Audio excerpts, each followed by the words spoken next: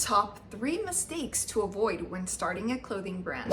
Hey everybody, my name is Marcella Dominguez, and in today's video we're going to cover the top 3 mistakes when starting a clothing brand. If you are thinking about starting a clothing brand or you are in the beginning stages, make sure you catch this entire video. Tip number 3 is the best one. Number 1, not taking into account your unique selling proposition. What in the world is a unique selling proposition? A unique selling proposition means that you have something special to offer your audience. It means that you have done your market research, you know exactly who your brand caters to, and you know that you have something very special to offer them and that not a lot of other fashion brands offer.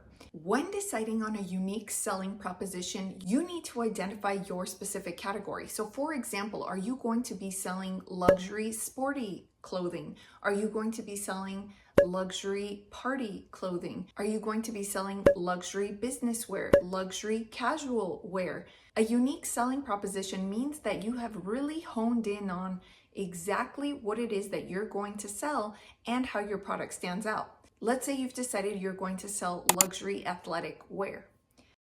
You need to figure out how you're going to stand out amongst other athletic brands. There are athletic brands that cater to athletes, athletic brands that cater to slower paced athletics, maybe yoga or Pilates. What about athletic brands that make more of a statement like Adidas, Puma, Alo? Where do you fit in amongst these brands? And what do you stand for? Do you have a story that goes along with your brand? You see, oftentimes when you're starting out, people identify with a story. So if you're a founder that wants to put your face at the forefront, then you might want to tell a story about why you started this brand. Did you start exercising because you wanted to lose weight, because you were going through a health struggle, or maybe somebody in your family or friend was an impetus for you joining your favorite sport? So when you share these stories, other people begin to identify with you and also take interest in your clothing brand. It represents something bigger than just, I wanted to start a luxury athletic brand and I want you to join in. Your unique selling proposition can be an extension of your brand to help customers identify with you and eventually become consumers. Mistakes that clothing brand owners make. Number 2. What is the second biggest mistake that clothing brand owners make? They underestimate the amount of time and resources it is going to take to get the clothing brand off the ground and into the hands of potential consumers. So here goes. I am about to rattle off just some of the things on your to-do list as a clothing brand owner. Number 1, identify your unique selling proposition. Number 2, get a prototype. Number 3, perfect the prototype. Number 4, ascertain that you and your supplier are a perfect match, or at least a really, really good match, and that they're not going to scam you. You also need to verify that they are capable of producing what you make and that they have a good sales history. Number 5, do you have an LLC? Have you started a business?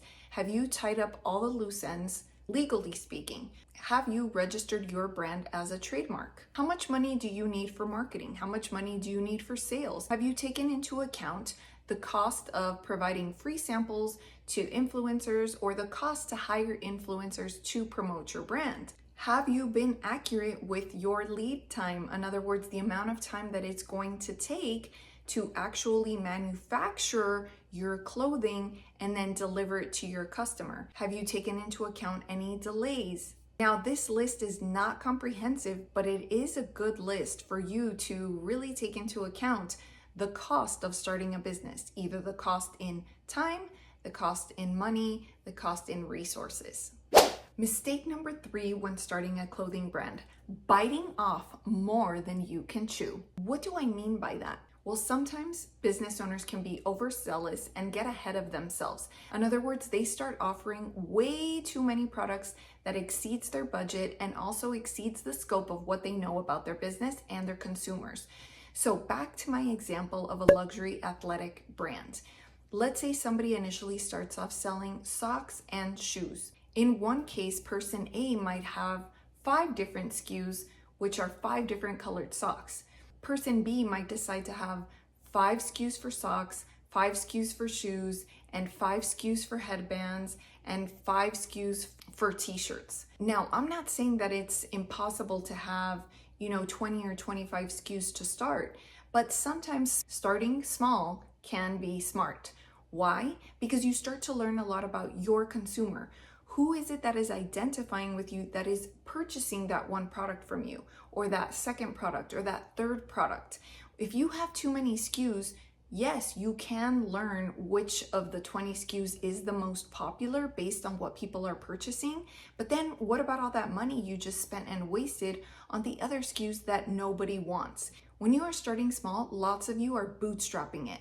So you don't want to waste money on products that people are not going to buy, because then you have to end up selling it on sale or at a clearance price, which reduces your profit margin or in some cases completely eliminates it.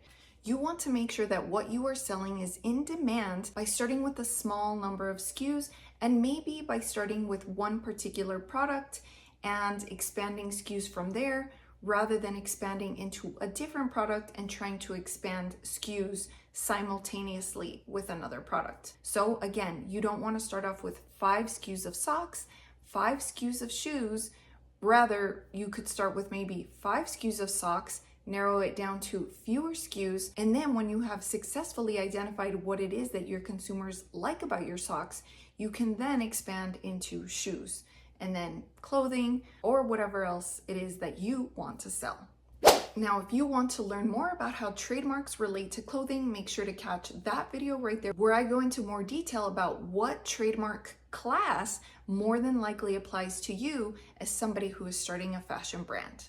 Now, if this video was helpful, make sure to give me a thumbs up and send me an email, please, with any question, because it's always free to do so.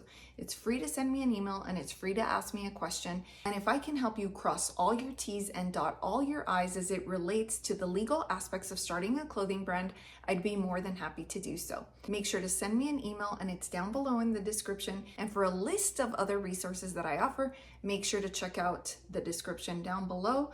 But please, please, please check out that video, because it's a great continuation to this one if you are a clothing brand owner.